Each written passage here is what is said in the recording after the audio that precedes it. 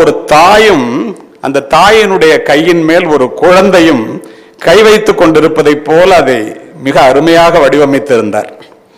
குழந்தை பிறக்கும் போது வலி நிறைந்த தாயினுடைய வழியாக வெளியேறும் போது அது நினைத்து கொண்டு பிறக்கிறதாம். என்ன நினைக்குதான்? இந்த பூமி பந்து என்னுடைய வருகையை உற்று நோக்கி கொண்டிருக்கிறது, இந்த உலகமே என்னுடைய வருகையை எதிர்பார்த்து கொண்டிருக்கிறது. ஏனென்றால் நாளை நான் எப்படி இருப்பேனோ அப்படித்தான் இந்த உலகமும் இருக்கும். என்னுடைய விதி உங்கள் கையில் இருக்கிறது என்று அந்த குழந்தை பெற்றோர்களுக்கு சொல்லுகிறதாம். ஏன் பிள்ளை வரம் கேட்டவர்கள் நீங்கள், உங்களிடம் பிறக்க வேண்டும் என்று நான் வரம் கேட்கவில்லை.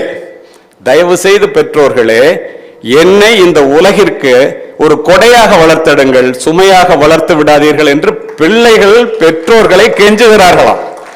எந்த குழந்தையும் நல்ல குழந்தை தான் மண்ணில் பிறக்கையிலே அது நல்லவராவதும் தீயவராவதும் அன்னை வளர்ப்பினில் என்று போயிட்டார்.